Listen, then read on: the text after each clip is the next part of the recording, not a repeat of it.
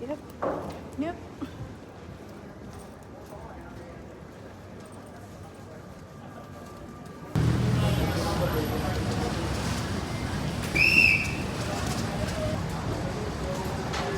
Term.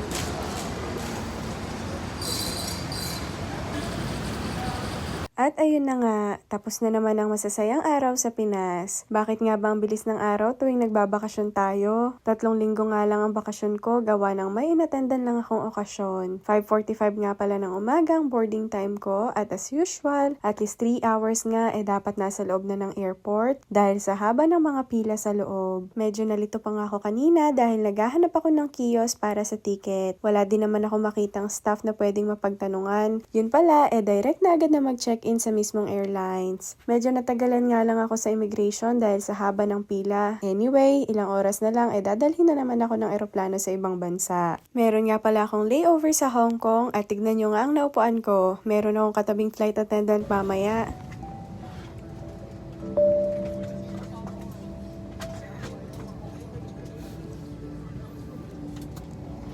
Dinner nga ang huling kain ko at dahil sobrang aga kong nagising kanina nakaramdam na nga ako ng gutom. Natatawa tuloy ako sa sarili ko dahil iniwan ko na lahat ng Philippine peso ko. Wala tuloy akong pambili ngayon. Buti na lang naidala at naisiksik ko pa itong mga chips na pinadala sa akin ng tita ko. Kaya kinain ko na habang naghihintay ng pag-alis namin. At sakto nga maya-maya lang nagbigay na sila ng mga pagkain. Mabilis lang ang biyahe, total of 2 hours lang yata. Pagkatapos nga kumain kanina nakaidlip lang ako hanggang sa makapag-land kami dito sa Hong Kong.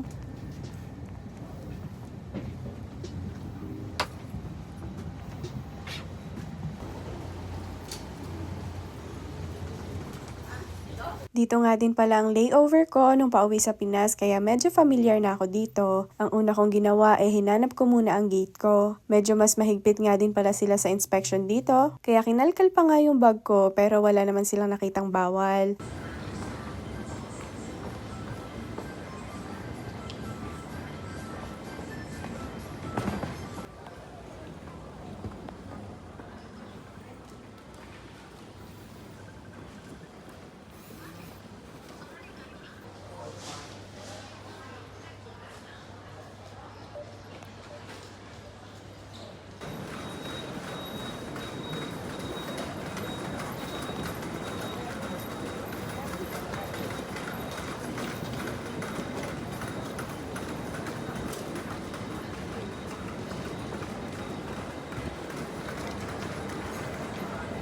Sa sobrang laki nitong airport, 10 to 15 minutes yata akong naglakad bago marating ang gate ko. Sumakay pa nga ako sa train. Parang dulo to dulo ang connecting flight ko. Outfit check muna tayo!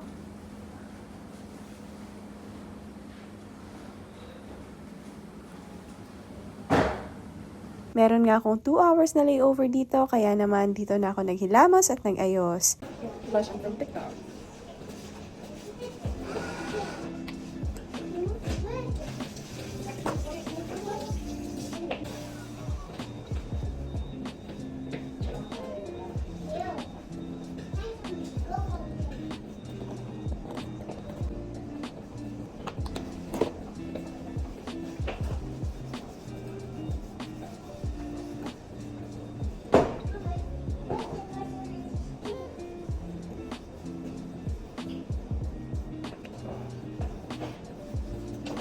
Hi.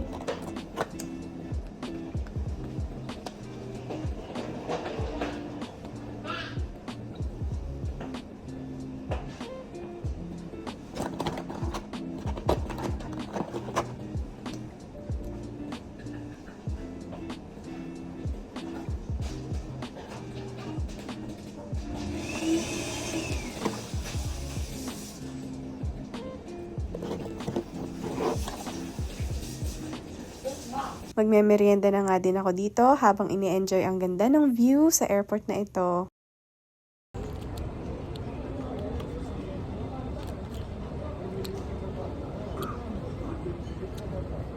Natuto na ako last time kasi may bottled water kami.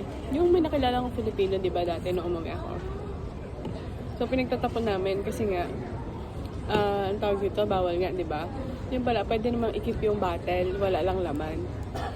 ay merong refilling station dito. Ganda nga merong malamig, merong mainit na tubig. Pwede ka mag-refill. Kami, wala kaming kahit anong bottle. Ngayon, binuhos ko na lang. Last time, hindi. Tinapon ko lahat. Boarding time na nga, kaya naman, nag-start na ako mag-pack ng mga gamit ko. Nag-charge na din kasi ako ng mga phone para naman makapag-edit ako mamaya. Dahil total of 14 hours naman ang biyahe ko simula Hong Kong to Toronto.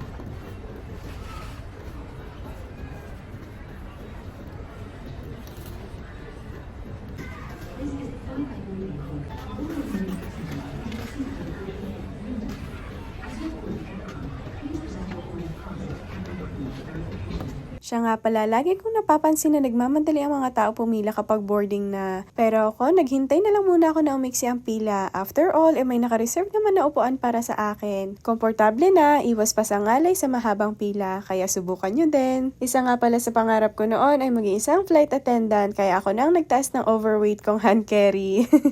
Joke lang! Bye Hong Kong, bye Philippines, and I'll see you soon Toronto. At ayun lang, maraming salamat po sa panonood.